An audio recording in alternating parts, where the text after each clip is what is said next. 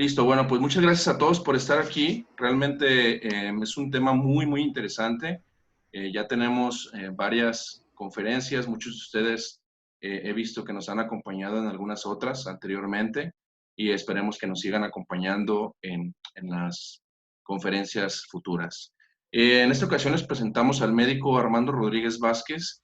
Él es médico veterinario zootecnista egresado de la Universidad de Colima en el 2009 y posteriormente realizó una maestría en el área de salud animal. Él se dedica de tiempo completo como clínico en medicina y zootecnia de fauna silvestre. Es responsable técnico de UMAS y PMBC, MPS de fauna silvestre registrado ante Semarnat. Es miembro presidente del Comité Vida Silvestre Colima, coadyuvante de la Profepa. Fue responsable del área médica del zoológico Griselda Álvarez en Colima. Ha realizado estancias en diferentes zoológicos, como el zoológico de Chapultepec, que está en la Ciudad de México. También tiene un diplomado en medicina y manejo de fauna silvestre y actualmente también es responsable del área médica del Parque Zoológico El Palapo, que se encuentra aquí en el estado de Colima, en México. El doctor tiene muchísima experiencia en el manejo clínico de diferentes especies animales, principalmente de fauna no convencional, y esa es una de las razones por la cual pues, quisimos invitar al doctor para que nos diera esta charla. El doctor también tiene artículos publicados, ha asistido a numerosas conferencias como ponente, como asistente, y realmente pues tiene mucha experiencia en este tema. ¿Listo? Bueno, sin más, doctor Armando, pues podríamos comenzar con su conferencia. Voy a estar revisando que por favor tengan sus micrófonos apagados para que el doctor pues pueda dar su presentación sin ningún problema. Cualquier duda que tenga, vamos a tener una sesión de preguntas al final, para que si tienen alguna duda, comentario con el doctor, pues se la hagan saber en su momento. Vemos que algunos tienen problemas de acceso al audio, ahorita los vamos a ayudar para que no tengan problema y puedan escuchar esta conferencia. ¿Listo? Pues sin más, doctor Armando, le damos la bienvenida y pues podemos comenzar con la conferencia. Hola, buenas tardes a todos, los que se conectan pues de aquí de México, los que se conectan de otros países. Nada más quiero corroborar, Rubén, ¿se escucha bien, doctor? Sí, se escucha muy bien, doctor. Perfecto. Bueno, muchas gracias a todos por asistir. Un enorme agradecimiento a Cuapat, en este caso al director y al personal, por darme la oportunidad de compartir pues la experiencia que he acumulado en estos años. Yo creo que mucha o poca debemos de compartirla siempre. Muchas Armando, gracias. disculpa, doctor, una preguntota. ¿Habría posibilidad de subir el volumen de su micrófono? Nos están diciendo que se escucha muy, muy bajito, o tal vez acercarse un poco más al micrófono. A ver, ahí está bien. A ver, ¿qué nos comentan? ¿Se escucha mejor? A ver, ¿puedes hablar, por Sí, a favor? ver, ahí me escuchan bien. Un poco más fuerte. Ya le subí a todo lo de... Sí, sí, ya está mucho mejor. Listo, gracias. Ok. Entonces les comentaba, bueno, les voy a compartir pues lo que he acumulado de experiencia en estos años. Mucho de lo que van a ver aquí pues es parte de eso. Como la charla dice, perdón, son principios básicos. No nos vamos a meter de lleno en muchas patologías, tal vez en manejos especializados, porque bueno, una hora no nos ajustaría. El manejo de la fauna silvestre es muy complejo y en una hora, pues no, bueno, la fauna silvestre o animales convencionales no nos ajustaría una hora. Por favor, las preguntas al final, siéntanse libres de preguntar cualquier cosa. No lo sabemos todo, obviamente nadie lo sabe todo, pero bueno, espero serles de ayuda y pues que mis experiencias les sirvan a cada uno. Vamos a empezar con la primera diapositiva.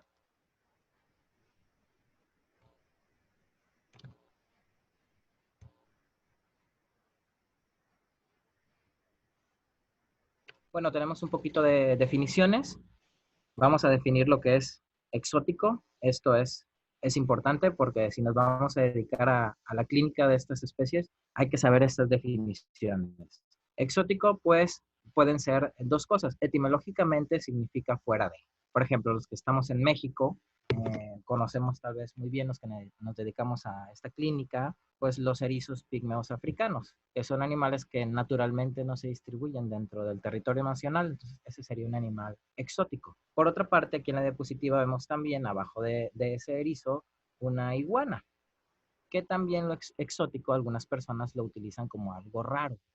Pero bueno, etimológicamente no estaría bien aplicar el término exótico a una iguana aquí en México porque son nativas de nuestro país. Pero se pueden utilizar de las dos maneras. Exótico como algo que es exo, fuera, hablando de aquí de México, si están en otros países hay que hacer nada más, pues comparado a lo de sus países. Y exótico también como algo raro, como un animal que se sale de lo común. El término también no convencional hace alusión a, o nuevas mascotas también, a toda esta gama de pequeños mamíferos, aves, reptiles, que están tomando más auge. Ya casi en las clínicas veterinarias las consultas de este tipo de fauna no convencional casi igualan o en algunos casos pueden hasta superar las de perros y gatos. Entonces es importante para los clínicos que nos interesa trabajar bien con estas especies, pues actualizarnos, ir a cursos, asistir a charlas, porque si la medicina de perros y gatos va cambiando con el tiempo muy rápido, pues también la medicina de fauna no convencional, entonces tenemos que estar pues más actualizados. Bueno, no convencional se refiere a que se sale de, valga la redundancia, de lo convencional, ¿no? Perros y gatos, tomémoslo así. Entonces, ¿qué estamos ya recibiendo en consulta muy frecuentemente? Pues conejos, cuyos, erizos, sugar gliders, ese tipo de pequeños mamíferos que ya se salen, ¿no? De lo que el clínico hace años normalmente recibía en la clínica. Y pues bueno, tenemos la definición de animal silvestre también, que bueno, por ejemplo, un conejo, como lo vemos en esa foto, pues no sería como tal un animal silvestre, ¿sí?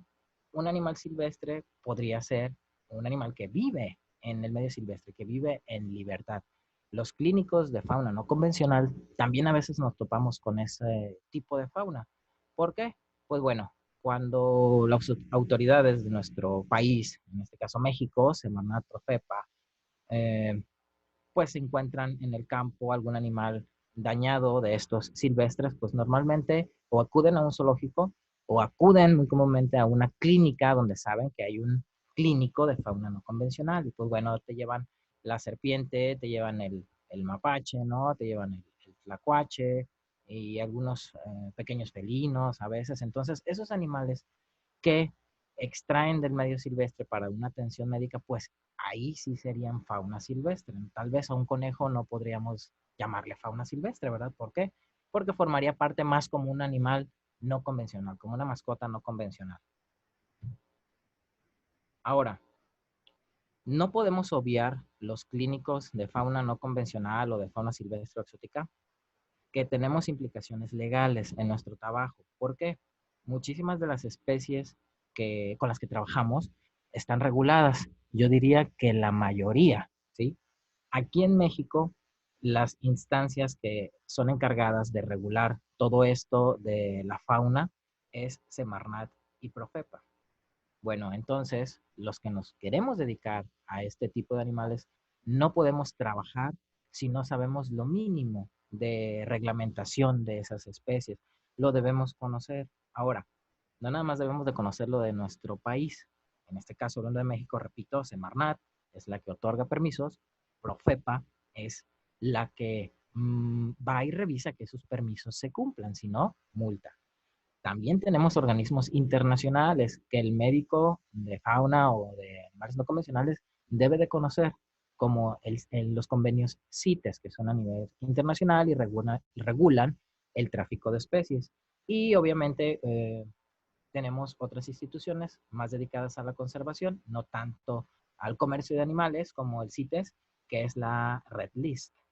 Todos estos instituciones no podemos trabajar sin conocer al menos lo mínimo. Les pongo un ejemplo. Aquí en México, desde el 2008, los citácidos, los pericos, pues, loros o guacamayas, de especies mexicanas, no se pueden comercializar, no se pueden reproducir para venta, ¿sí?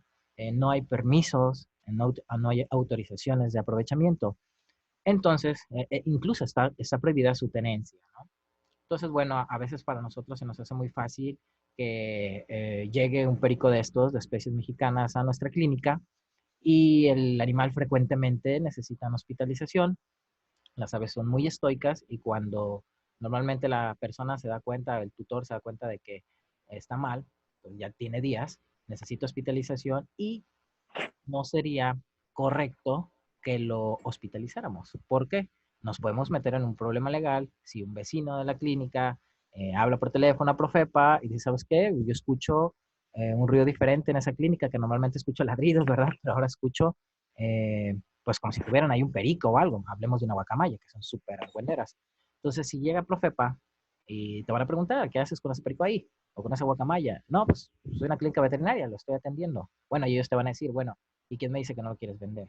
Entonces, por ley, digamos que pues no, no podrías hospitalizar a un perico, ¿sí? Esto lo tiene que entender la gente, pero los principales que debemos de entenderlo somos nosotros, porque nos podemos meter en un problema legal.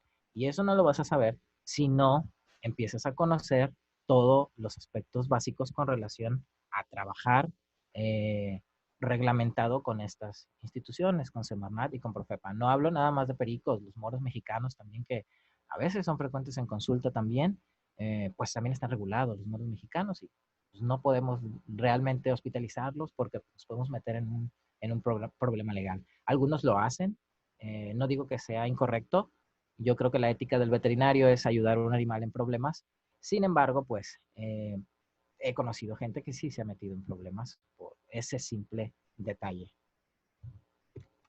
Ahora, sinceramente yo no sé si existe este término, a lo mejor se me ocurrió, lo inventé, pero ¿a qué se refiere taxonomía médica? Supongo que todos tienen una idea, y más si por ejemplo aquí hay biólogos, a lo mejor no hay nada más veterinarios, de qué es la taxonomía, ¿no? Todo esto de los nombres científicos, que a los veterinarios se nos hace a veces muy engorroso y un trabalenguas, pero los que nos dedicamos a fauna no convencional, fauna silvestre, necesitamos conocer de esto. A lo mejor no ser unos taxónomos profesionales, pero sí necesitamos saberlo. Bueno, ¿por qué? Por eso puse ahí la pregunta, ¿no? Nombres científicos y nombres comunes en mi clínica, o sea, ¿por qué? ¿Por qué? ¿Por qué debo conocerlo, no? Pues bueno, les voy a poner nada más un ejemplo. La serpiente que están viendo a la derecha, ¿sí?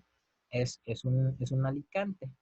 Se le llama también, ahí puse los nombres comunes, ¿no? Cincuate, tilcuate, alicante. Tiene esos tres nombres comunes. Pero su nombre científico es, bueno, ahí nada más está el género, es del género que se llama Pitophis. Y la que está del lado izquierdo tiene de nombre común Apalcuate, Tilcuate, Alicante o Solcuate. Y su nombre, perdón, su género es Drimarco. Ok.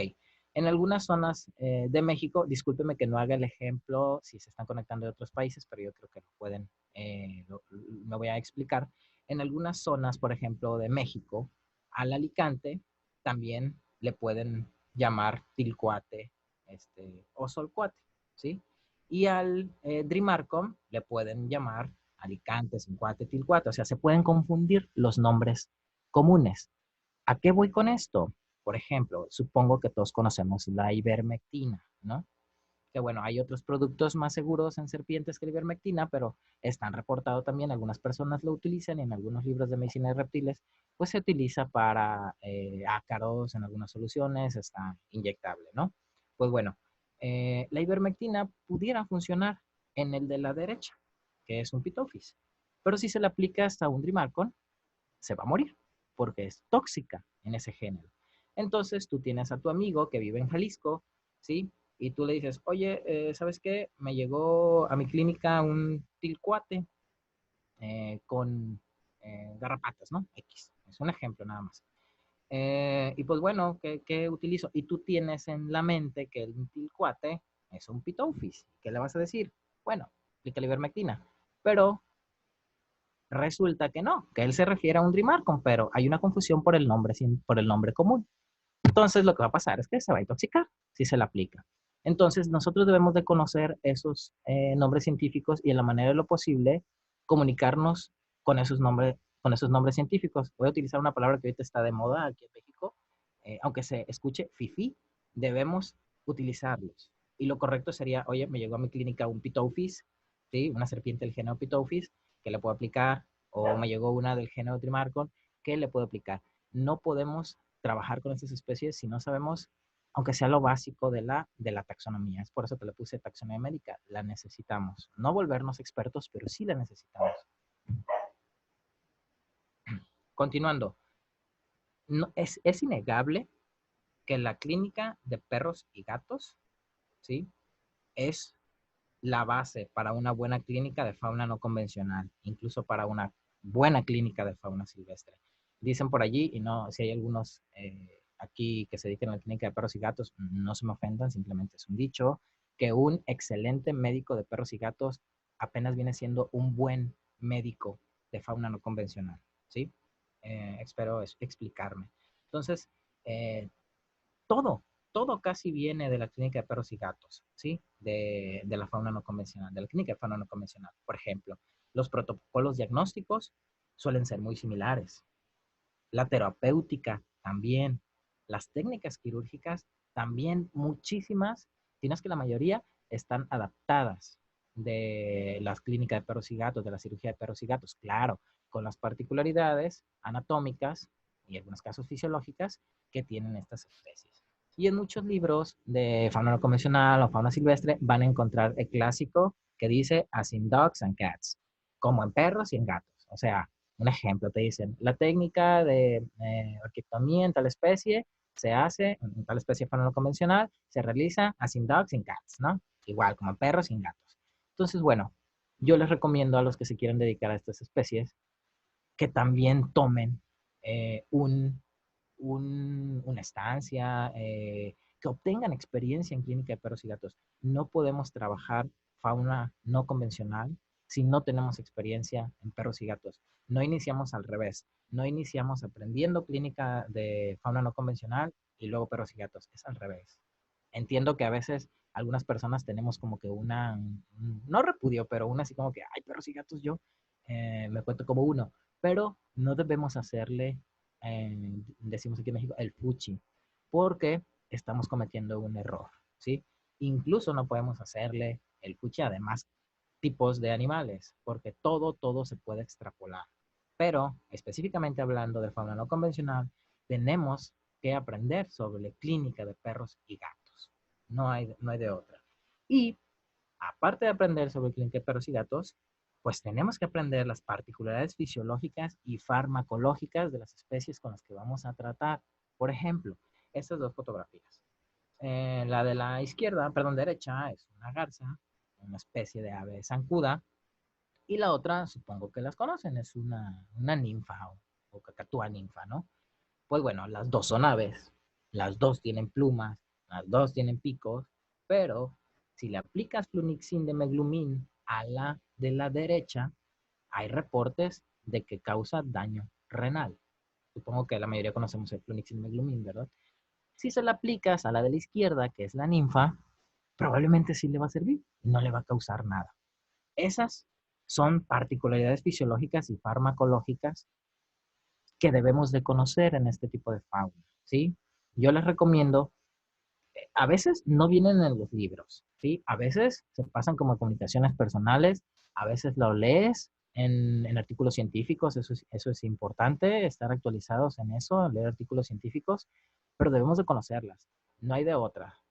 Yo digo, lo que puede salvar a uno, mata al otro, inclusive si es de la misma familia, ¿sí? Si son aves las dos, hay que tener mucho cuidado, hay que conocer estas particularidades fisiológicas y farmacológicas. Como les dije al principio, estos son principios básicos, estos son ejemplos. Quiero que se queden en su mente que esto lo deben de conocer. No es el objetivo de esta charla decir particularidades fisiológicas y farmacológicas o pasarnos toda la hora, ¿no? Porque pues, no ajustaría, es muy complejo, pero sí que tengan la idea de que ustedes tienen que conocer eso. El que se quiere dedicar a esto tiene que conocerlo. Vamos a entrar un poquito también a lo básico de cuando nos llegan estas especies a la clínica, ¿sí? Que como les comento, ya es muy común, ya casi está igualando a los perros y gatos desde hace tiempo. La gente está demandando atención a estas especies, las tiene más, algunas no deberían estar en cautiverio. Más adelante vamos a ver cuáles, pues la verdad no se recomendarían, o yo creo que no deberían ser mascotas, pero bueno, la gente las tiene innegablemente, y en algunos casos se venden de manera legal, entonces de que nos van a llegar a la clínica, eso es innegable, nos van a llegar. Pues bueno, para empezar un buen examen físico de este tipo de especies, importantísimo conocer lo normal y también lo anormal. Si no conocemos lo normal, obviamente no vamos a saber qué está normal en el animal, ¿sí? Yo les recomiendo también que si se van a adentrar en estas especies, compren libros no nada más de clínica de estas especies, sino de la biología de las especies con las que van a trabajar. Porque muchas veces el problema lo van a resolver leyendo sobre la biología de esas especies, no tanto sobre clínica, ¿vale? Pero, y ahí también pueden conocer lo que es normal. Vamos a ver unos ejemplos. Por ejemplo, esta es una iguana verde. Aquí en México la tenemos, en ciertas partes de Sudamérica también existe esta especie. Pues bueno, vemos que en la punta, les voy a tratar de poner el señalador, vemos que en la punta, espero haya salido, en la punta de la lengua tiene un color como más oscuro, ¿verdad? Um, a lo mejor alguien pensaría, oye, ¿sabes qué? Tiene una necrosis en la parte final de la lengua, simplemente porque tiene un color diferente, un color anormal a una mucosa normal, que es la rosada, ¿no? Que vemos hacia caudal de ese color más oscuro. Pues bueno, algunas iguanas lo tienen de manera normal, no es un problema, es normal. Algunas otras iguanas, la mayoría lo tienen, pero yo he visto también iguanas que no lo tienen. Entonces, si no tenemos mucha experiencia y es nuestra primera iguana y no hemos leído nada de iguanas, probablemente vas a cometer el error de decir, ¿sabes qué? Se me está necrosando la lengua. Y pues nada que ver, ¿sí? Es normal eso en la mayoría de iguanas verdes. Esto, repito, es solo un ejemplo.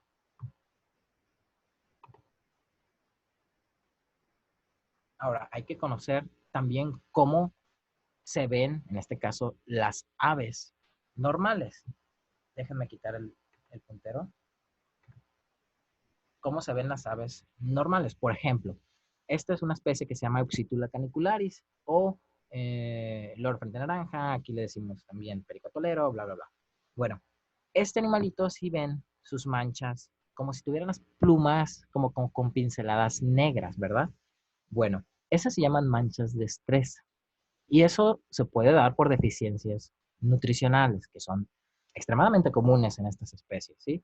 Entonces, si te traen una de esas especies, tú nunca has revisado un perico de estos y dices, bueno, a lo mejor ni te vas a dar cuenta que ese color, esas manchitas, que se llaman manchas de estrés, te están indicando, aunque el propietario o el tutor te diga, no, yo le doy todo el animal y lo alimento muy bien, pues esas manchas, pues te dicen que él está mintiendo, porque en realidad no le da una nutrición adecuada. Pero esto no lo conoces si no sabes cómo luce un cotorro de esa especie normalmente.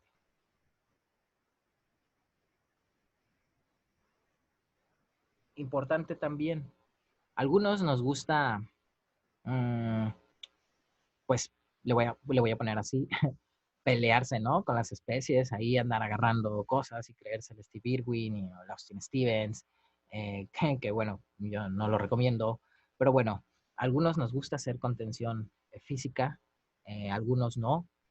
Lo que sí no puedes obviar es decir, yo me voy a dedicar a este tipo de fauna, pero cuando llegue tal animal, que lo agarre otro.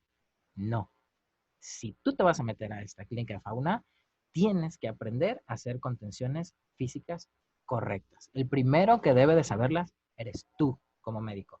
Que tengas ayudantes o otro colega que tenga más experiencia que tú haciendo una contención física, es correcto que te preste la ayuda, pero tú eres el principal que debe de tener la responsabilidad de conocer una contención física correcta. ¿Por qué? Pues porque en algunas especies hay un riesgo para nosotros como médicos veterinarios, ¿sí? Algunas son riesgos mínimos, algunas otras son riesgos, pues, problemas de zoonosis, por ejemplo, y hasta la muerte o lesiones muy severas. Y también hay riesgos para el animal.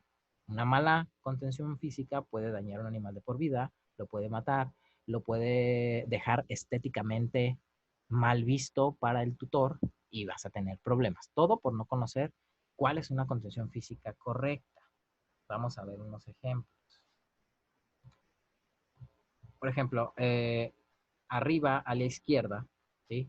Es un coatí, nombre científico, Nasua narica, o le llaman incorrectamente aquí en México tejón también, también hay en algunas partes de Sudamérica. Estos son animalitos en extremo, pueden llegar a ser en extremo agresivos, con unos colmillos enormes.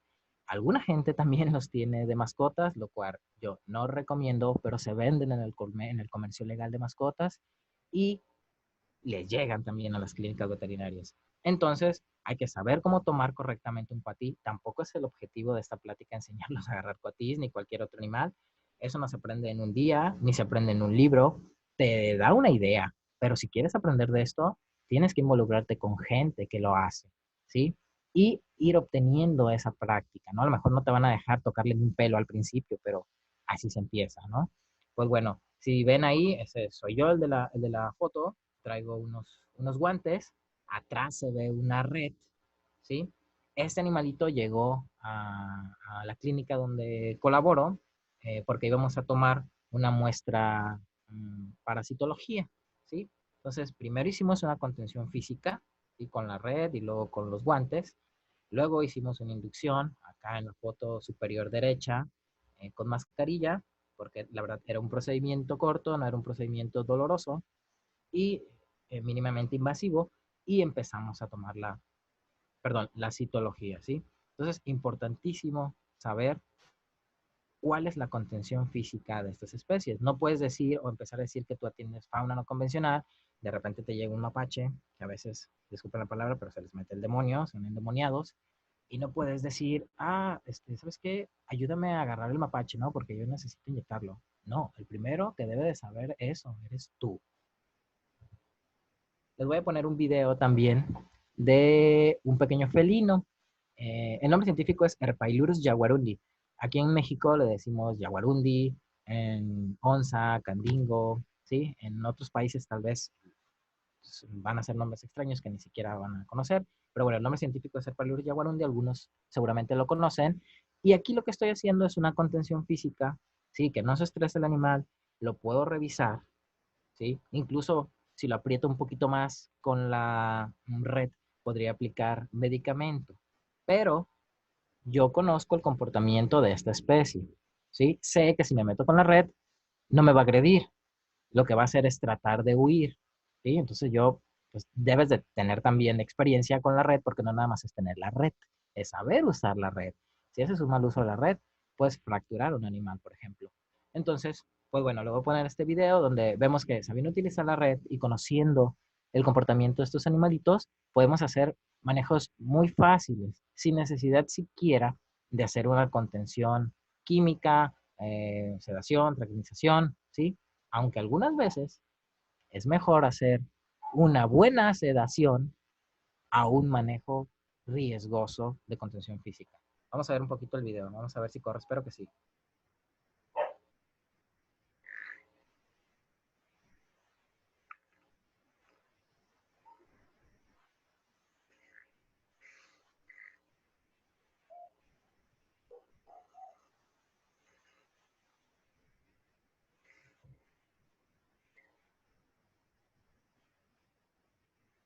No, por ejemplo, ahí yo puedo llegar, si lo aprieto un poquito más con la red, puedo aplicar de manera subcutánea algo, puedo aplicar de manera intramuscular, puedo revisar el marcaje, en este caso el chip, puedo hacer a lo mejor no un buen examen físico, ¿sí? Pero sí puedo hacer un examen físico superficial, ¿no? Revisar con mucho cuidado a lo mejor las mucosas, con algo, con algo que pueda levantar el belfo de manera segura y que no se vaya a lesionar.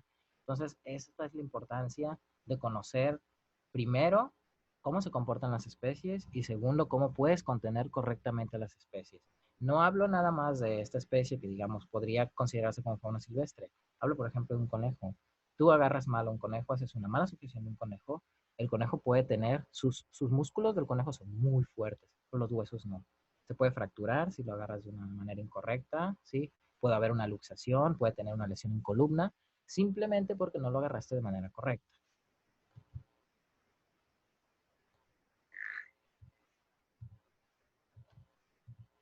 Ahora, sumamente importante en fauna no convencional o fauna silvestre, trabajar en equipo. No puedes hacer nada en estas especies, nada que sea importante si no trabajas en equipo, ¿sí? Eso hay que dejarlo bien claro y hay que aprender a hacerlo. No podemos ser personalistas, ¿sí? Una cosa es que tú sepas más del manejo de cierta especie y tomes la batuta en un manejo, ¿sí? Y otra cosa es que quieras hacerlo solo. Normalmente cuando quieres hacerlo solo, pasan accidentes, ¿sí? Por ejemplo, aquí vemos un manejo de cocodrilo que fue acá en una UMA o para los de otros países, en un zoológico privado acá en México. Y lo que estamos haciendo hoy es primero, vean la cantidad de gente que hay allí para manejar un cocodrilo, para una simple toma de muestra, para medir cuestiones morfométricas, ¿sí? Entonces, estamos de acuerdo que una persona sola, por más experiencia que tenga en clínica de cocodrilos, no va a poder trabajar un cocodrilo solo, ¿sí? Algunos son muy grandes, eh, altísimo riesgo hasta de muerte con un cocodrilo y pues bueno, afortunadamente tengo amigos, colegas, algunos son médicos veterinarios también, que me ayudan en los manejos, ¿sí? Necesitamos o necesitan ustedes que se van a dedicar también a esta clínica, hacerse de esos amigos, ¿sí? Hacerse de esos colegas que en algún punto vas a necesitar de ellos de alguna forma, ¿sí? Que repito, ya no es muy raro que te lleguen con un cocodrilo de 1,5 metros, de 1 metro pasadito y medio, a consulta, ¿sí? Hay algunas personas que yo tampoco recomiendo los cocodrilos con mascotas, pero que las tienen, ¿sí? Y algunas veces, pues ningún cocodrilo, eh, bueno, he visto algunas fotos de ahí, de algunas especies que son muy manejables, pero yo no me confiaría de ningún animal de esos. Y pues bueno, vas a ocupar quien, quien te asista. Y yo creo que la mejor opción no va a ser hablarle al de estética, ¿sí? O al otro médico que está ahí de perros y gatos, ¿no? Probablemente vas a necesitar a ese amigo que sabe de manejo de cocodrilos y sabe de contención física, de cómo hacerla de manera correcta para que la haga y tú lo revises médicamente bien. O sea, haga una buena contención física para que tú hagas un buen examen físico. Aquí abajo estamos tomando muestra de la vena coxígea ventral y pues arriba las fotos, pues vean, hay que sacarlo primero del estanque, eso no lo revisa una persona. Acá es un curso que dimos ahí de manejo de cocodrilos, estamos tratando de mostrar ahí la sujeción.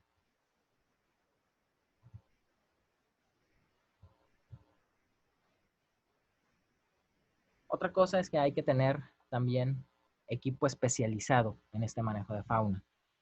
No podemos trabajar sin equipo especializado.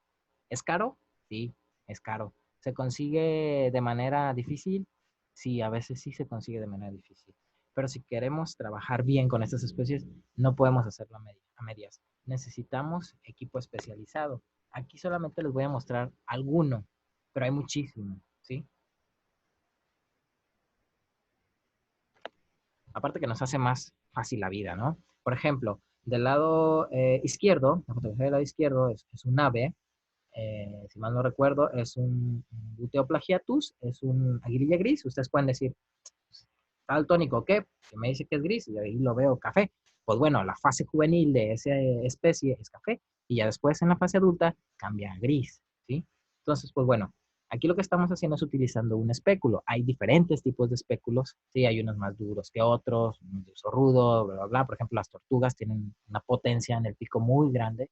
Entonces, a lo mejor ese espéculo que tengo ahí no me serviría para una tortuga grande, me lo doblaría, pero para aves están geniales. Entonces, lo que estoy haciendo allí, la mayoría de fotos son mías, pues estoy abriendo con el espéculo el pico, ¿sí? Para meter una sonda por esófago y alimentar, ¿sí? Por gabaje.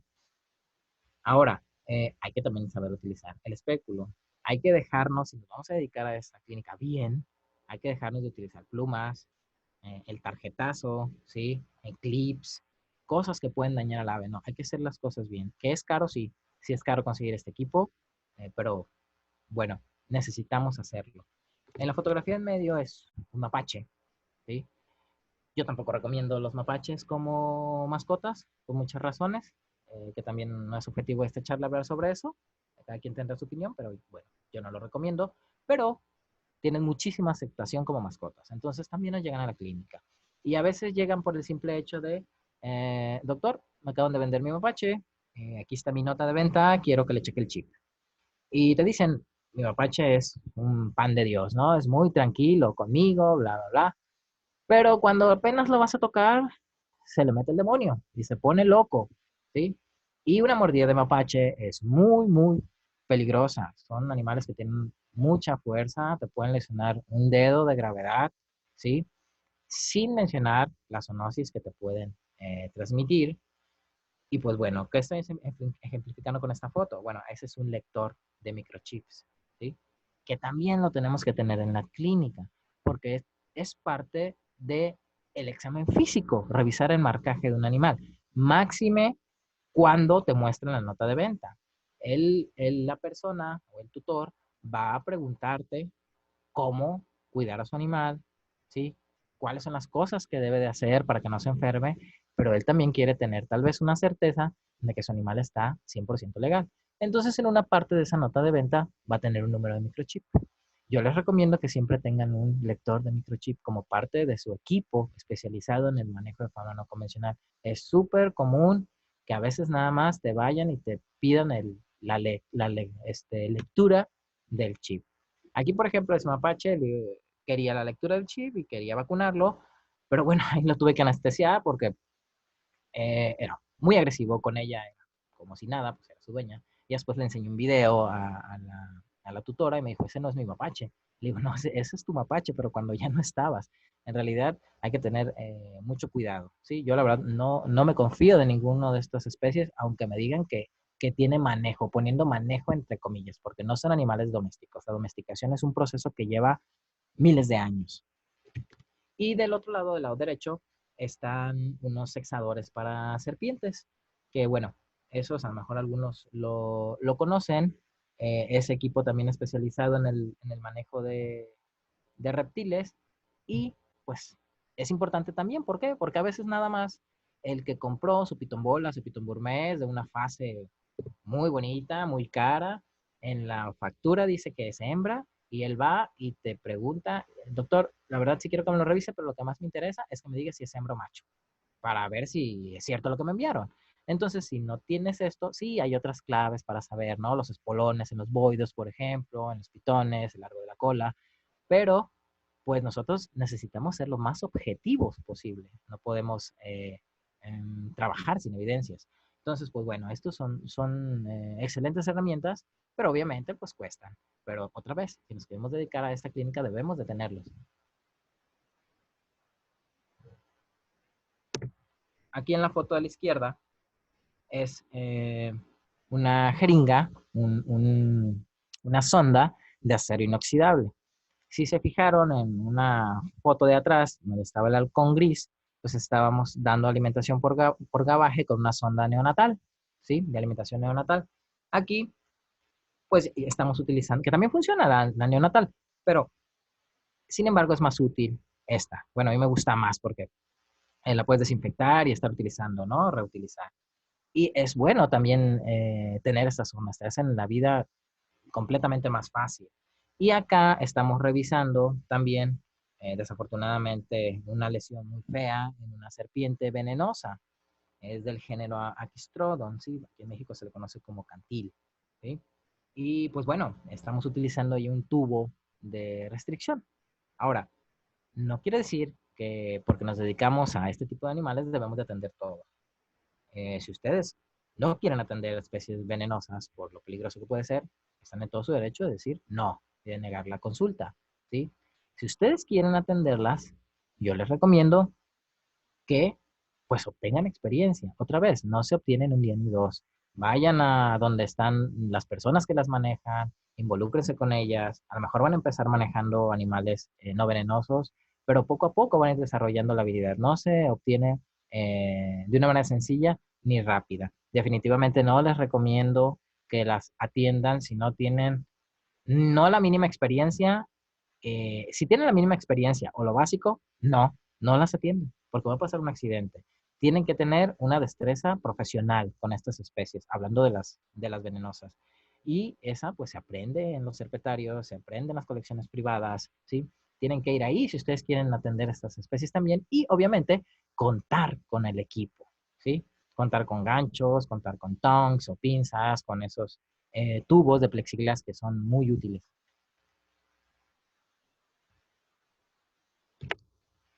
Vamos a ver un poquito de particularidades en la auscultación también.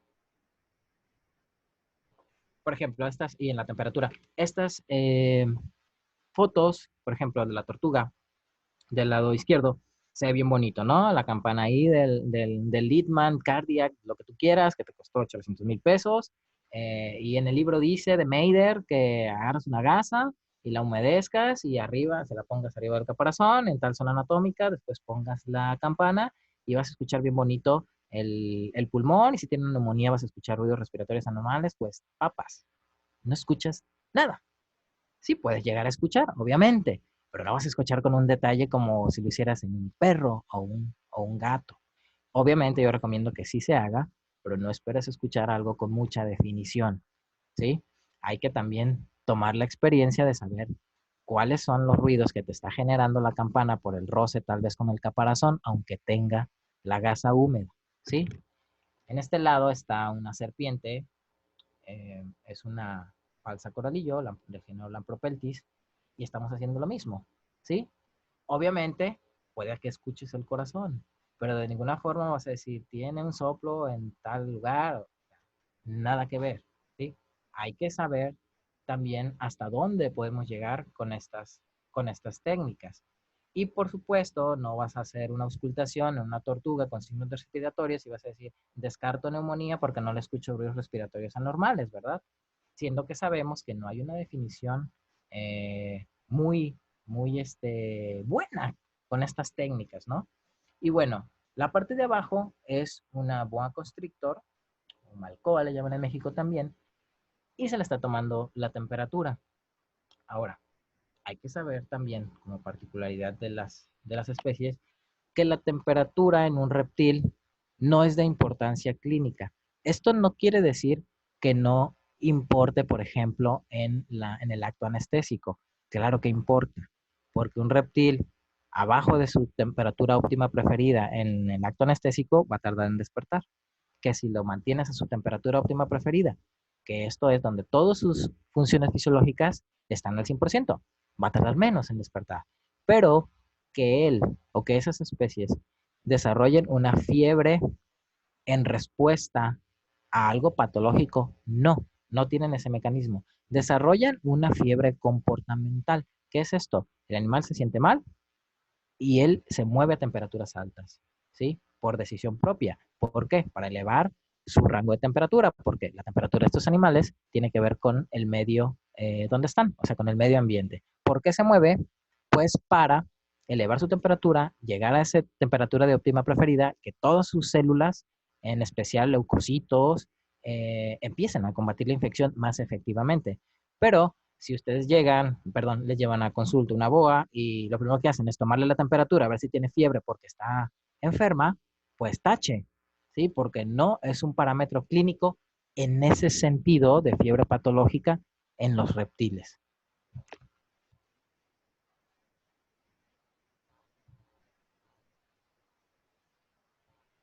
Y bueno, este tema también da para muchísimo en este tipo de fauna, la zoonosis. Aquí solo pongo algunas de las interminables que hay y de los riesgos interminables que tenemos los de fauna silvestre, ¿sí? O fauna no convencional, ¿sí? Eh, salmonella, ¿sí? Son frecuentísimos los reptiles en consulta, serpientes, tortugas. Podemos contaminados de salmonella, recordemos que es un habitante normal de ellos, no es necesario tratarla, vive ahí, ¿sí? flora normal de ellos, mapaches, Balisas carisplosionis, nemátodo, que también puede causar serios problemas a la salud humana, ¿sí? No hay una prueba. Te llega el propietario y te dice, bueno, quiero que me le hagas un copro a ver si tiene Balisas carisplosiones. Si tiene, pues para desecharlo, si no me lo quedo.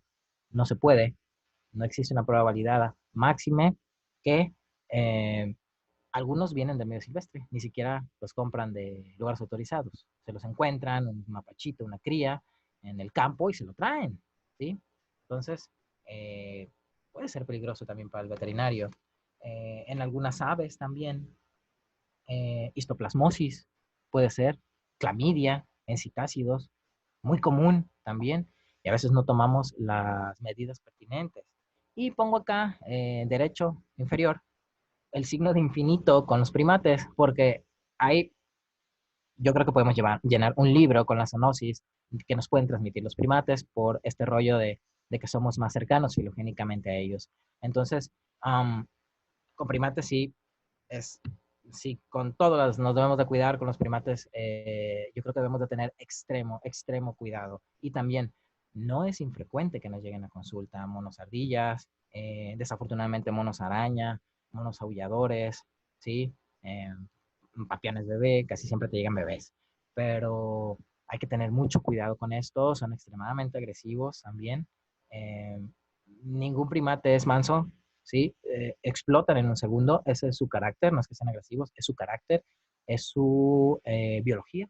Ellos se defienden así con sus congéneres y así son con nosotros. Entonces, si un propietario llega y, mira, mi mono araña es súper tranquilo, le puedes hacer un examen físico sin ningún problema, tenga mucho cuidado, porque potencialmente puede ser el inicio, si ustedes le creen, de una lesión severa. Lo digo por experiencia, ¿sí? Muerden muy fuerte, son animales que tienen una fuerza que tú crees que ese mono ardilla que está ahí en la foto te sorprenden, cuando de verdad utilizan toda su fuerza para defenderse, te sorprenden y si te llegan aparte de la zoonosis, te llegan a infligir a veces unas lesiones muy feas.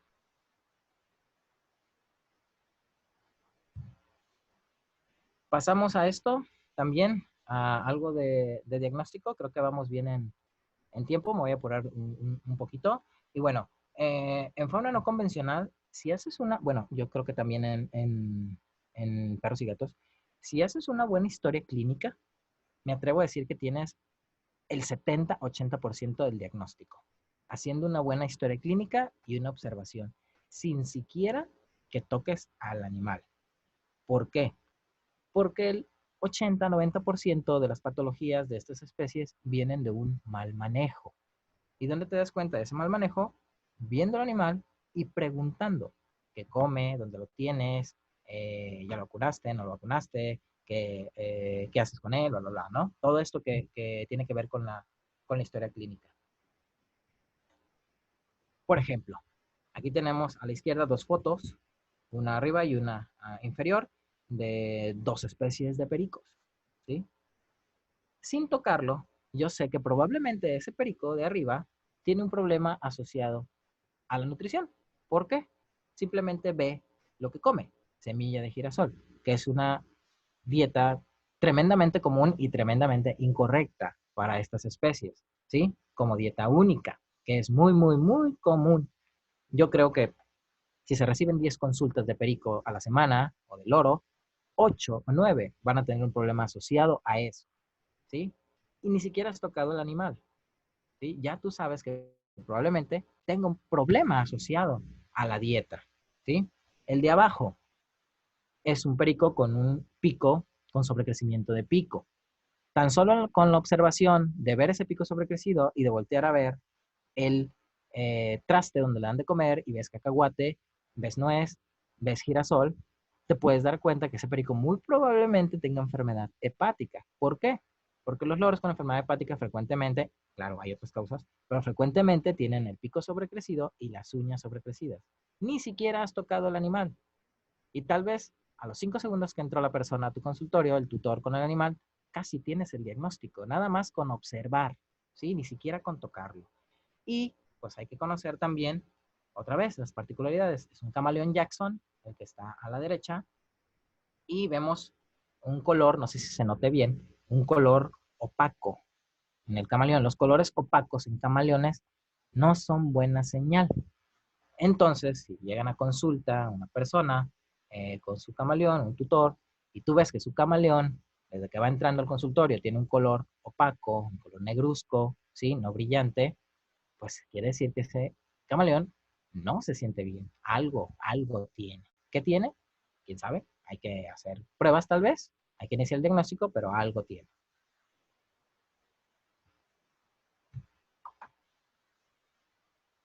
Hay que utilizar la imagenología también, es de mucha utilidad. Aquí tenemos, por ejemplo, un erizo. Estamos haciendo, hay una inducción en una camarita, un bill topper de plástico. Algunos clínicos no están de acuerdo, que porque puede haber contaminación de isoflurano y de los gases, sí, estoy de acuerdo, pero bueno, lo podemos hacer, yo creo, de manera segura, ¿sí? Y con el mínima exposición. Obviamente que lo ideal es que no hubiera exposición, pero bueno, yo creo que mmm, a cierto nivel es seguro para nosotros. Y después, anestesia, simplemente para tomar una placa. ¿Por qué digo simplemente? Pues esos animalitos no los puedes trabajar de otra forma si no es anestesiándolos. ¿Por qué? Porque se hacen bolita y no te dejan hacer absolutamente nada, ¿sí? Entonces, bueno, aquí estamos tomando una placa radiográfica, el animalito tenía piómetra. En erizos hay que recorrer las púas hacia atrás, si no, no te deja ver nada, ¿sí? De la cavidad, se pueden interponer aquí, perdón, en el abdomen y no puedes ver nada. Hay que hacerle, como ven aquí, tiene cinta en la parte dorsal y eso está sosteniendo las púas. Hay que saber posicionar los animales también.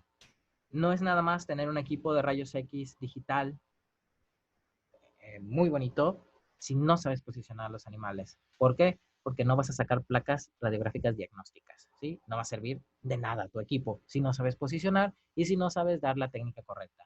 Superior izquierdo es una guacamaya. Ahí podemos ver en la pechuga el chip. Es una toma lateral, donde podemos ver sacos aéreos. Podemos ver también ciertas estructuras que de manera lateral se aprecian mejor que si las vemos del otro lado, a la derecha superior, ventrodorsal. ¿Sí? Normalmente ventrodorsal puedes ver muy bien la silueta cardiopática que forma un reloj de arena en estas especies, ¿sí? Y que si está deformado, pues el hígado está grande, ¿no? Hay hepatomegalia, hay muchas causas, muy comúnmente hígado graso. Abajo, izquierdo, es un mono aullador, ¿sí? Con problemas digestivos. Estos animalitos, este llegó a la clínica, no crean que es de un zoológico, llegó a la clínica y pues bueno, tenía problemas por mala dieta. Y en el lado inferior derecho, pues es una serpiente pitón. Alcanzan a ver ahí a lo mejor la sonda endotraqueal, estaba anestesiada todavía. Estábamos haciendo un procedimiento de un desbride de absceso muy feo y queríamos ver si tenía osteomielitis. Entonces, hay que apoyarnos de estas técnicas. Sin embargo, hay que saber cómo posicionar los animales y la técnica. Y pues bueno, obviamente hay más, ¿verdad? Ultrasonido, aquí estamos haciendo ultrasonido de un erizo con un tumor a nivel hepático. Otra vez, no se dejan hacer nada si no están anestesiados. Y hay que valernos de estas perdón, de estas técnicas, ¿no? Tomografía, sé que no tenemos muchos, un tomógrafo a la mano, yo lo sé. Pero en la medida de lo posible hay que utilizar lo que más tengamos a la mano y lo que más podamos conseguir de alta tecnología. No es nuestra responsabilidad o no debemos de fijarnos nosotros en el precio de las cosas.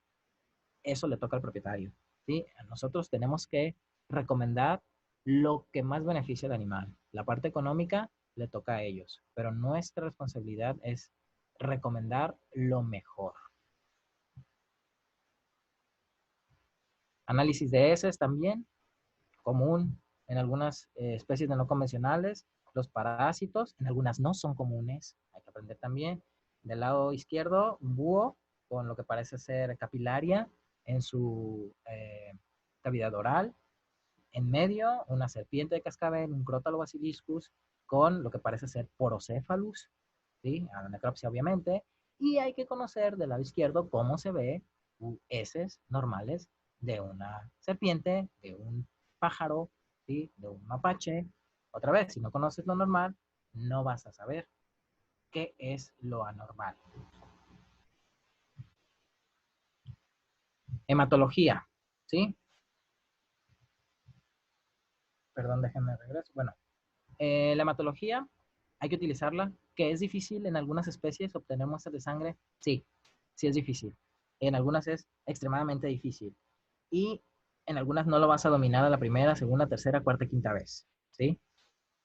Yo digo, anímate, hazlo. No estoy diciendo que lo hagas a lo tonto. Ponte a leer, ¿sí?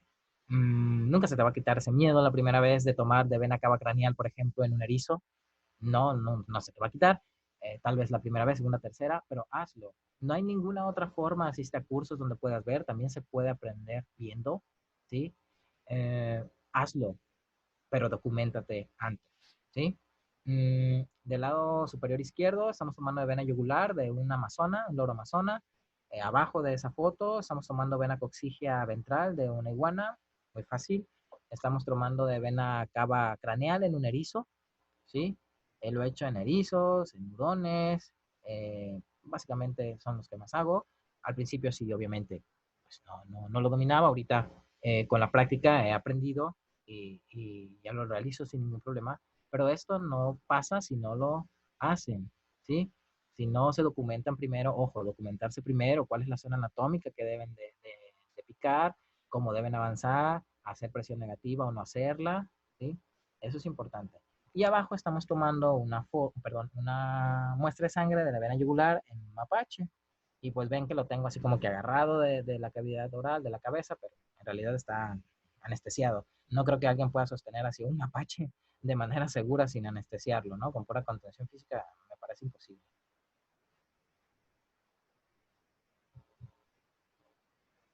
Vena metatarsal, la superior izquierda, ¿sí? De un pavo. El seno del ventral al caparazón, en una tortuga, la que está inferior de la parte izquierda, ¿sí? Voy a poner el puntero, esta. Aquí estamos tomando de una cascabel, ¿sí? En vena coxígea ventral. Esta es una avestruz, también vena metatarsal, venotota, muy fácil. Esto nada más lo hice con fines educativos. La realidad es que el animal acababa de fallecer. Obviamente no recomiendo que lo tomen con contención física en un avestruz porque ahí va a ocurrir un accidente con sus patas, ¿sí? Para ustedes, claro. Y acá estamos del seno occipital en un cocodrilo, que dicho sea de paso, no me va a dejar mentir esa foto, llegó a consulta, ¿sí? Y pues bueno, hay que obtener muestras de estos animales. También es una vena muy segura si se practica y también la de la cola pueden utilizarla.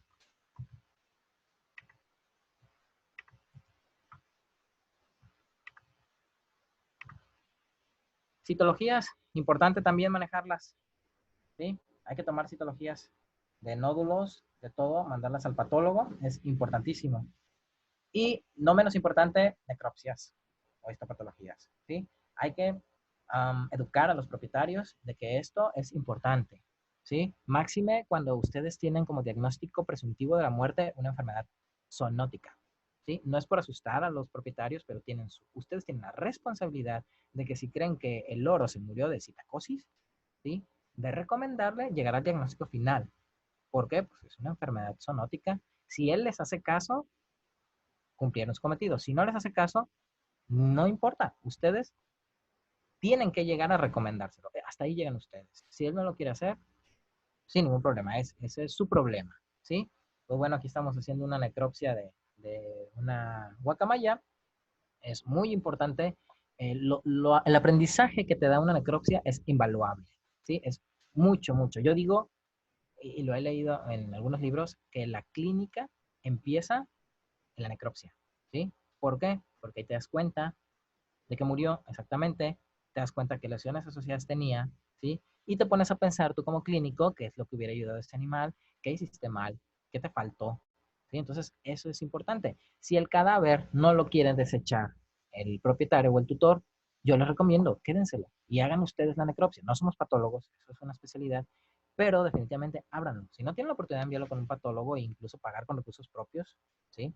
Yo lo he hecho algunas veces, ábranlo ustedes. Van a aprender muchísimo. Terapéutica, nos vamos a ir ya rápido. Farmacología, no todo es enrofloxacina, ¿sí? Es muy buena, pero no todo es enrofloxacina, ¿sale?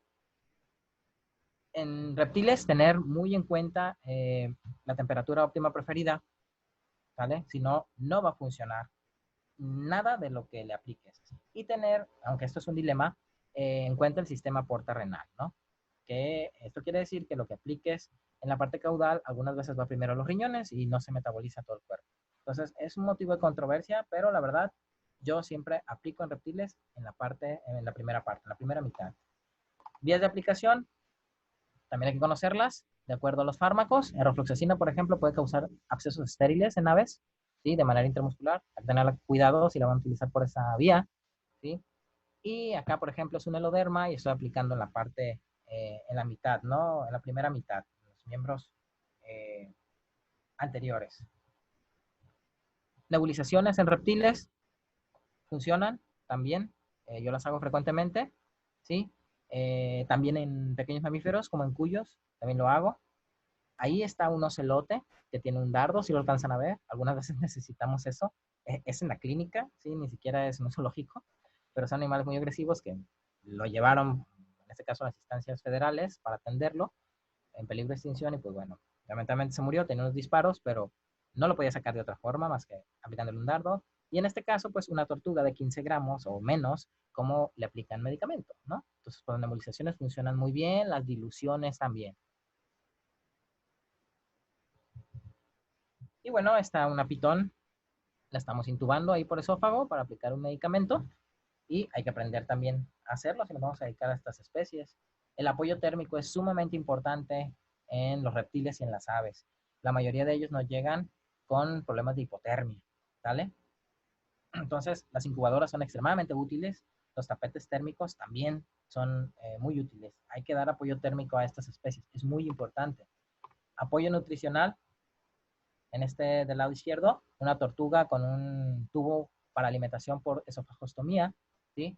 Porque tenía anorexia. Incluso ese tubo lo pueden dejar y enviar a casa con los propietarios, a menos que tengan una buena limpieza de él. Puede durar ahí tal vez un mes, no va a tener problema. Hay que aprender a colocarlo. En este caso, gabaje a un halcón. Hay que también saber por dónde tienes que meter la sonda, que es muy fácil en aves. Y obviamente algo que obviamos a veces mucho porque decimos, ay, ¿cómo fluidoterapia un conejo mini loop? ¿Sí? Pues no, claro que necesita fluidoterapia. Todos nuestros pacientes no convencionales de fauna silvestre necesitan fluidoterapia, ¿sí? Que no hay unos valores establecidos para ellos, es cierto, pero sí hay pautas, ¿sí? Eso les toca investigar a ustedes. Y normalmente pueden utilizar las fórmulas de perros o gatos, otra vez, para hacer una correcta fluidoterapia, pero tienen que utilizarla. Es muy, muy importante. Tan solo con una buena fluidoterapia ustedes pueden salvar a un animal. En catéteres para fluidoterapia en aves, yugular. Eh, Frecuentemente yo no lo hago en yugular, lo hago en la metatarsal, ¿sí? Tampoco lo hago en la braquial porque esa nada más con verla se revienta, de verdad. Pero sí pudiera funcionar en unas especies grandes, tal vez, como las guacamayas. Y vamos a ver un poco de anestesia, ya rápido. No todo es soletil, de verdad, no todo es soletil. ¿Por qué lo pongo? Porque si ustedes ponen soletil, formulario, animales exóticos, les apuesto que va a salir algo, ¿sí? Y un montón, pero no todo es esto, de verdad. Eh, Soletil muchas veces no es la mejor opción, o la mayoría de veces en este tipo de animales no es la mejor opción, ¿sí? Hay más. ¿Por qué? Recuperaciones prolongadas, es tóxico en algunas especies, reportado por ejemplo en conejos, que causa insuficiencia renal aguda. Hay un abuso de él porque hay muchísimos formularios en la red, formularios en la red publicados que no tienen bases científicas, ¿sale? Hay que tener muchísimo cuidado con eso. Y no es reversible totalmente. Podemos revertir nada más el solazepam, que es una benzodiazepina, ¿sí? Con el flumazenil. Pero lo ideal es, hay protocolos mejores. Lo ideal es que el protocolo que utilices sea 100% reversible, ¿sí? Hay protocolos mejores con ketamina, midazolam, silacina, medetomidina, dexmedetomidina, butorfanol, isoflurano, sevoflurano, ¿sí? ¿Y cuáles son los reversores? Yombina, tolazolina, tipamezol, naloxona, flumazenil, de acuerdo al anestésico que utilizaste, ¿verdad?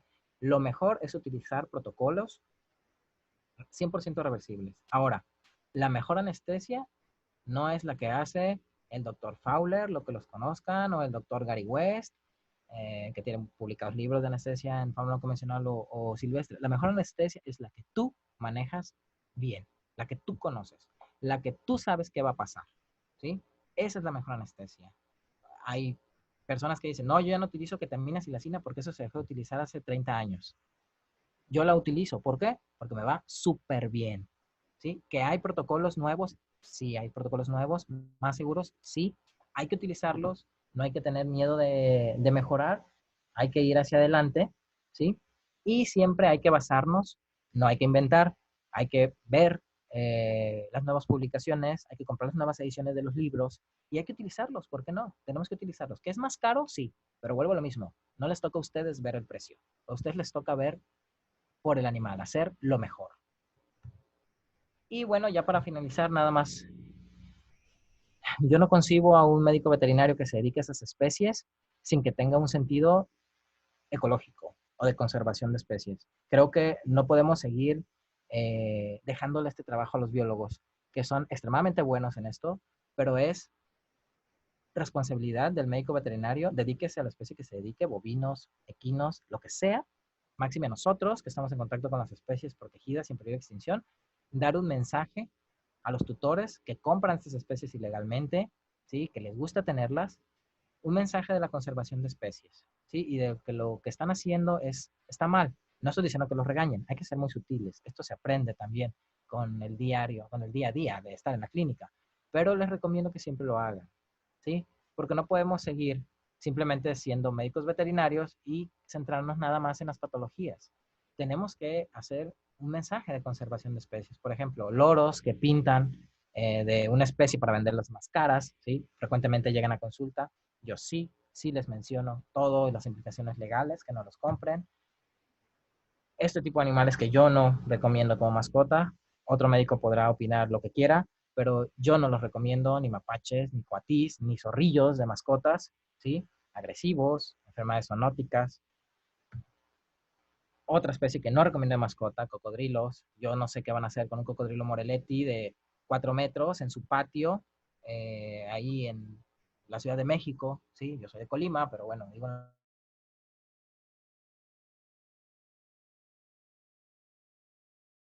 le puedes dar un manejo correcto ahí. Es imposible, ¿no?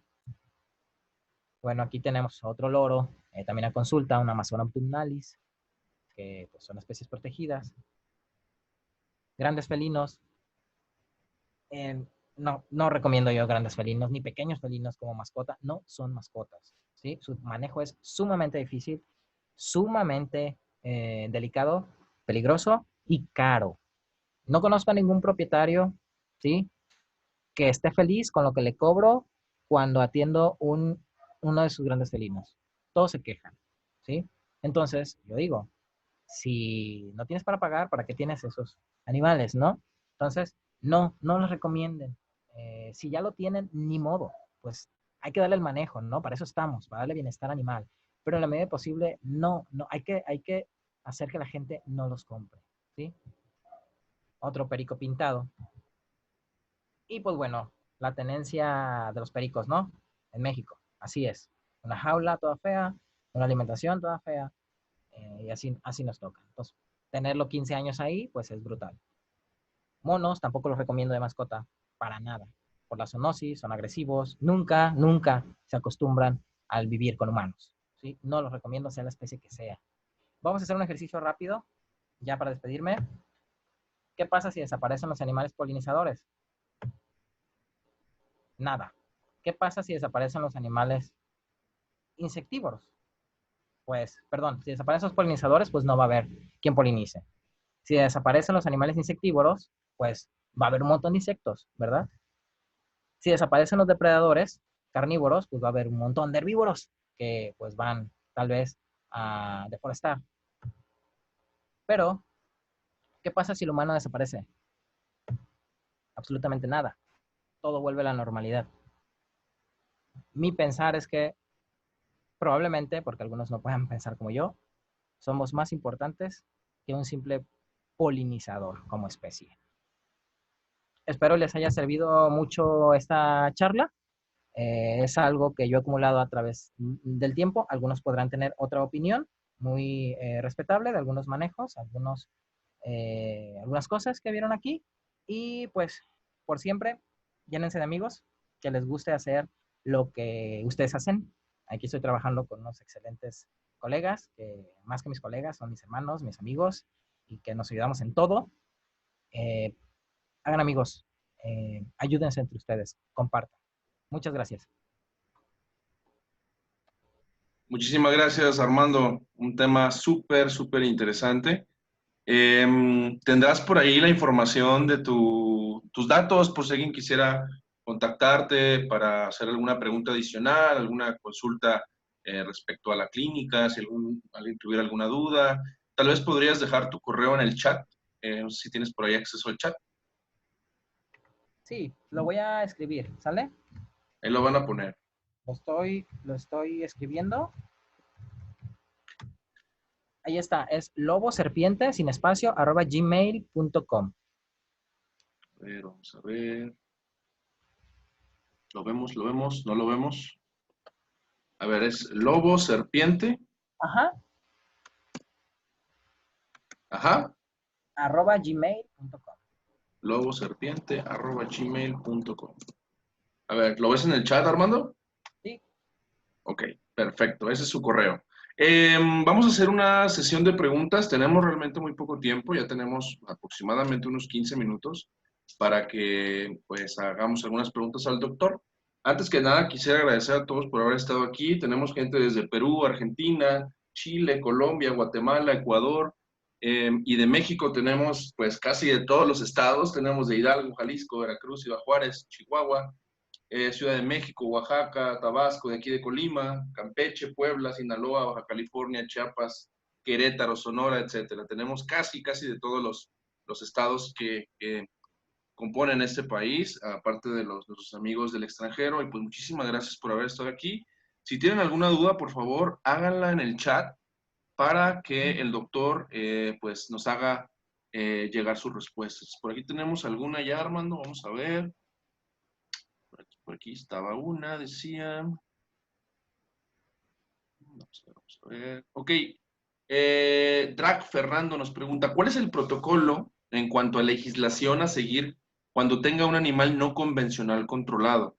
¿Se debe notificar a alguna autoridad? Si es ilegal al tratarlo, ¿se incurre en algún delito? ok. Mira, por ley sí se debería notificar, pero vamos hablando bien. Algunos poseedores de ese tipo de fauna están involucrados en ciertas actividades ilícitas, que es comúnmente, eh, y tienen gusto por esas especies. La verdad, yo no recomiendo que se metan en ese tipo de problemas. Su responsabilidad como médico es ver por el bienestar animal, ¿sí? Y dar ese mensaje de conservación. Yo creo que así es mejor llevar la fiesta en paz. Porque si te llega un mono y tú vas a hablar a Profepa, te vas a meter en problemas legales, va a haber una demanda, tienes que ir a juicio porque tú lo reportaste, es un dolor de cabeza. Ni las mismas autoridades lo hacen, ¿sí? Por lo mismo. Entonces, yo creo que esa no es la solución.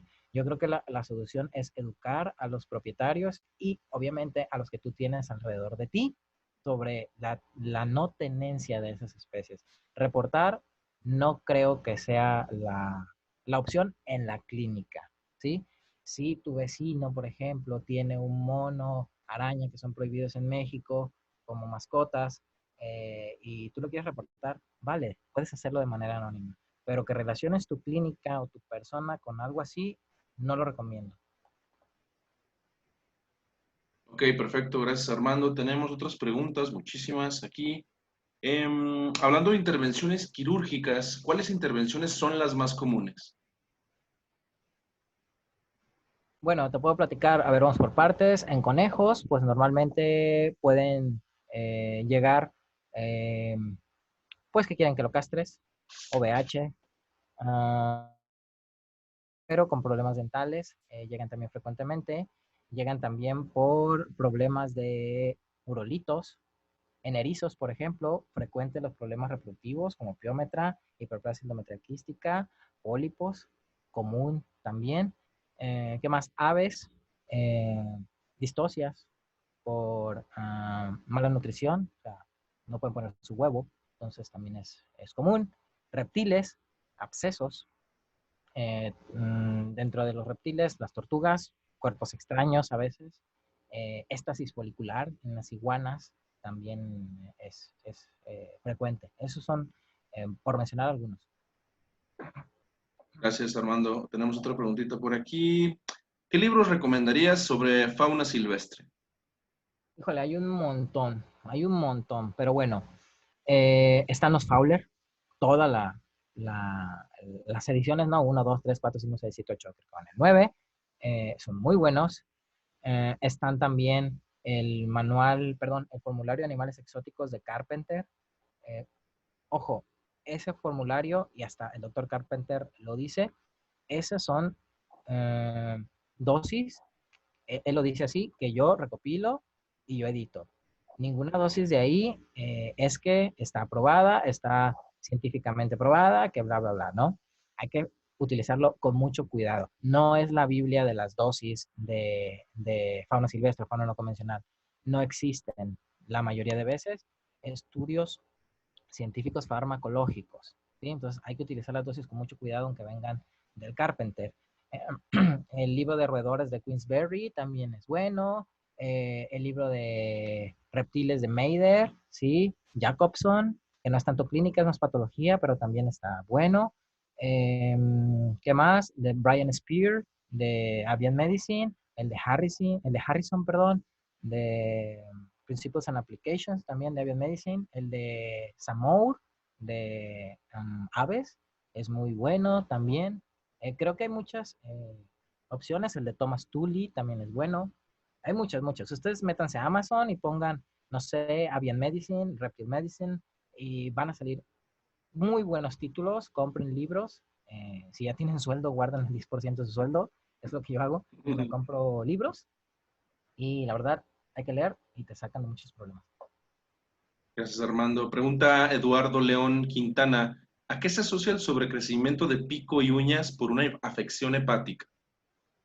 Bueno, ahí ocurre un proceso patológico en el hígado, no me acuerdo ahorita bien cuál es el proceso, que hace que los estratos de donde proviene todo esto de los epitelios del pico y de las uñas se desarrollen de manera normal. Y esto es que tengan un sobrecrecimiento. Hay más eh, causas, ¿no? Lo he visto también con infecciones por Nemidocoptes, ¿sí? Que es un ácaro, también lo he visto ahí. No quiere decir que porque el pico esté sobrecrecido, tiene enfermedad hepática o que las uñas también, no. Pero ahí ya es una pauta para que tú recomiendes una química, ¿sí? Una placa para ver la silueta cardiopática. Está eso muy bien reportado. Puedes encontrar información muy puntual en el Avian Medicine de Harrison y en el de Avian Medicine de Brian Spear también. Gracias, Armando. Pregunta Zulma Hernández. ¿Cuáles son los principales instrumentales que recomiendas comprar para iniciar una clínica de fauna exótica? Ok, para empezar, el instrumental general de cirugía de perros y gatos. Y ya sobre eso, pues bueno, por ejemplo, en roedores, pues hay que comprar material para, bueno, roedores o conejos, para abordar problemas de cavidad oral. Sobrecrecimiento incisivos de premolares y molares es muy común por una dieta inadecuada y te aseguro que no vas a poder entrar a hacer un desbaste de, sobre todo, premolares y molares si no tienes un separador de mejillas, si no tienes un espéculo especializado para roedores, es difícil conseguirlo. Lo único que he visto en México aquí, no sé de dónde seas, pero he visto el separador de mejillas. El otro instrumento que es como una tablita que lo pones ahí en el decúbito external y le abres su cavidad oral. No lo he visto en México, se puede mandar a hacer. Eso es importante.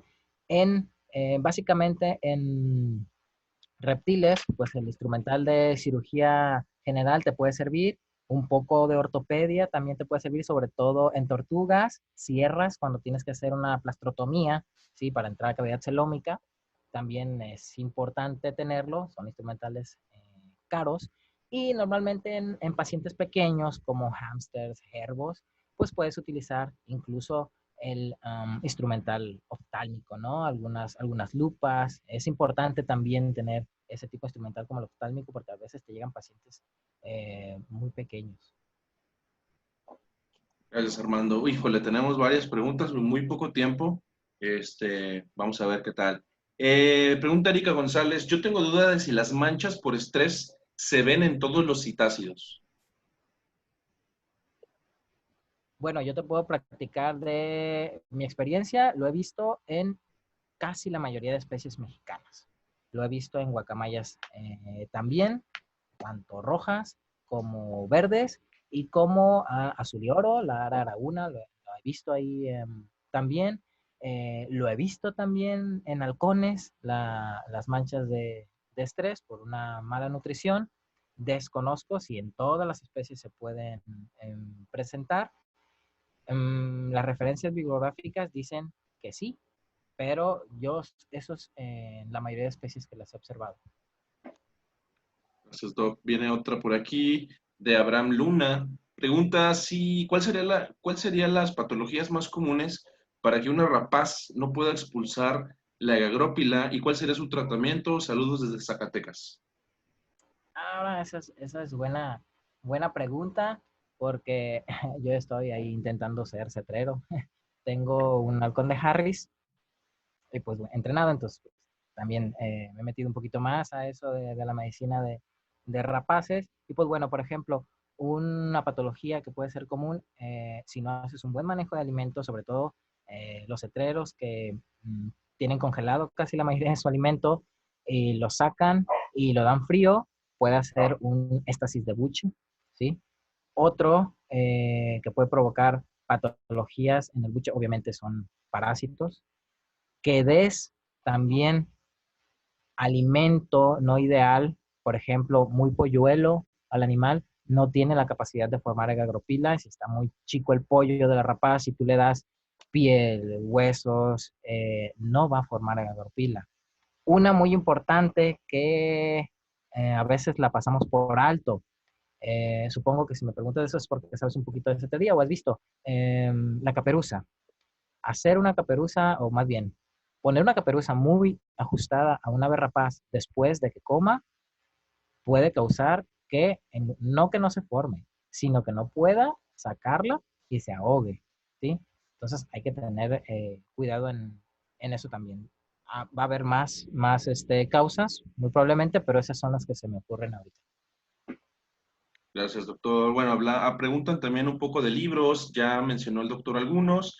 Le vamos a pedir que por favor nos comparta un listado de libros de los que él más tiene, de lo que él nos pueda compartir y se los vamos a hacer llegar por correo. ¿Qué les parece? Para tratar de seguir con algunas otras preguntas, pero bueno, le vamos a pedir esa información al doc y Claro, está bien. se las hacemos llegar. ¿Sale?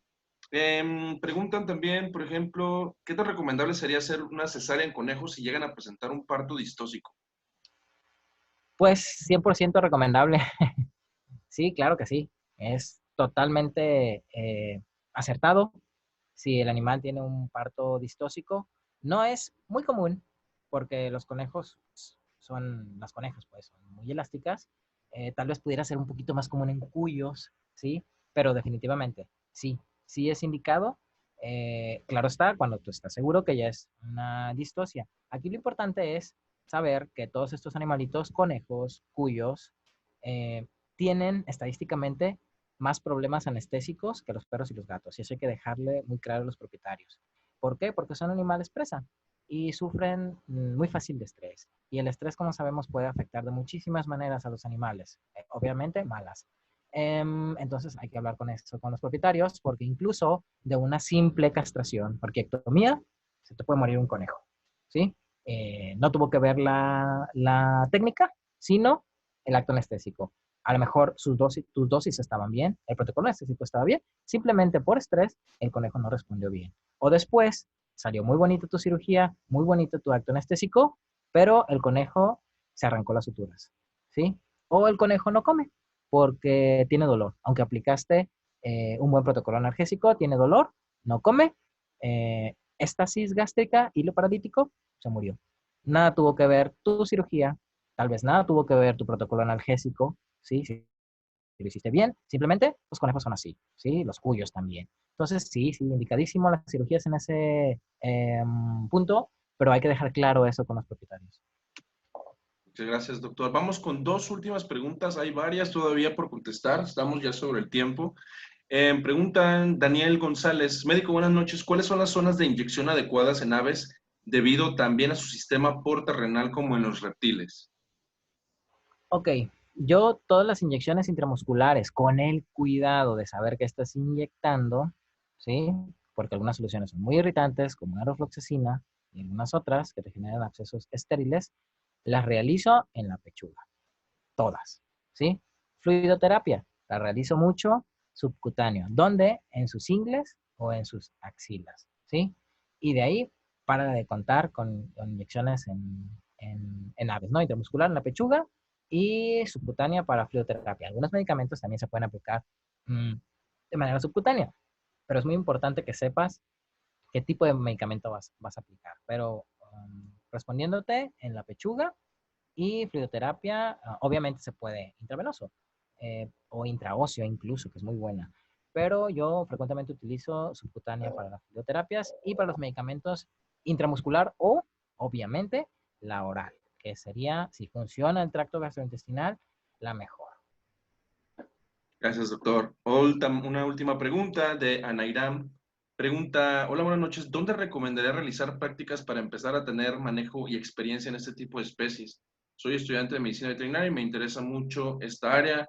Y bueno, esperemos que esté en México para esa recomendación. Si sabes algún lugar también en el exterior, sería interesante.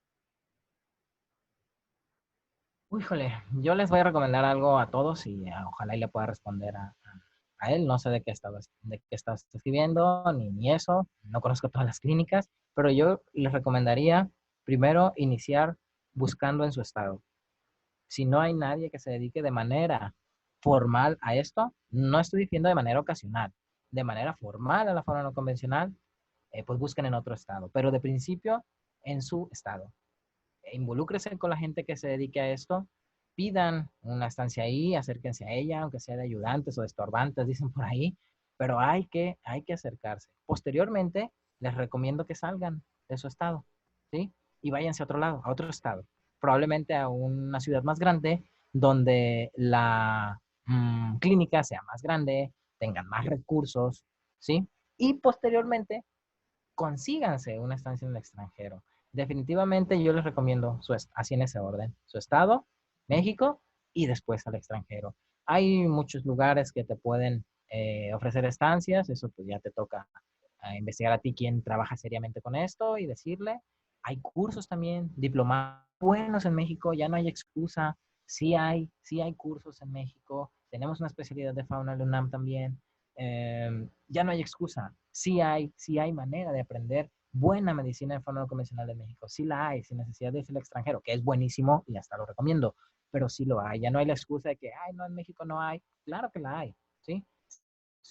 Hay que buscarle. Muchas gracias, Armando. Pues bueno, vamos a dar por finalizada la sesión de preguntas. A continuación vamos a dejar a la doctora Daniela, quien es la coordinadora académica de Aquapad, para que nos presente nuestro próximo ponente. Vamos a ver. Listo, Dani. Sí, hola, buenas noches a todos.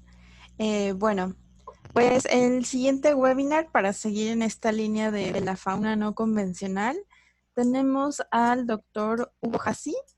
Él es, bueno, tiene bastante experiencia igual en el manejo de estos animalitos y el tema que nos va a compartir es lipidosis hepática en aves. Entonces esperamos contar con su presencia. Próximamente en nuestras redes sociales verán nuestras publicaciones para que se puedan inscribir. Perfecto, muchas gracias, Dani. Y bueno, por último, pues les recomendamos que nos sigan en las redes sociales. Ya tenemos el permiso del doctor Armando. Estamos grabando la presentación. Como estuvieron participando todos, pues bueno, ahí estuvieron posiblemente viendo que la estuvimos grabando. esta presentación va a estar en YouTube. Sigan nuestras redes sociales para enterarse de cuándo ya está esta presentación en nuestro canal. Y bueno, como les comentamos por correo, en el transcurso de la siguiente semana, a más tardar el viernes, les vamos a hacer llegar sus constancias. Muchas personas en su registro no pusieron su nombre completo. Esto es muy importante para cuestión curricular, si requieren la constancia, pues tener su nombre completo para que no tenga ninguna complicación a la hora de presentarlo como una evidencia, ¿sale? Entonces, por ahí nos vamos a estar comunicando con ustedes por correo, por algunas personas que no tienen su nombre completo, para que nos lo hagan llegar a la brevedad posible y poder tener, pues, toda la información y no retrasarnos con el envío de estas constancias. Muchísimas, muchísimas gracias por haber estado aquí. Realmente creo que fue una maravillosa presentación. Ahí Armando nos están poniendo que muy, muy buena plática, excelente plática, maravillosa plática. Yo concuerdo con todos ustedes, fue una excelentísima plática. Conceptos básicos que son muy, muy importantes para empezar en este medio. Y bueno, esperemos que Armando nos dé la oportunidad de tenerte otra vez en el futuro. Por favor, también si ustedes tienen algún tema que les interese de la fauna exótica o de algún otro tema en diferentes especies, les agradeceríamos que nos contacten con nosotros por medio del correo, que nos hagan llegar sus sugerencias y nosotros pues vamos a buscar las mejores opciones para que pues puedan tener pues este tipo de charlas, ¿no? Frecuentemente. Como les comentamos, pues cada 15 días estamos teniendo estas charlas. El próximo sería dentro de 15 días. Y bueno, pues muchísimas gracias a todos. Armando, muchísimas gracias. ¿Algún comentario final?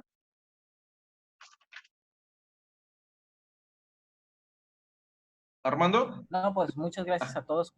¿Sí me escuchan? Sí, sí, sí, listo. Muchas gracias a todos por darme la oportunidad de compartir esto.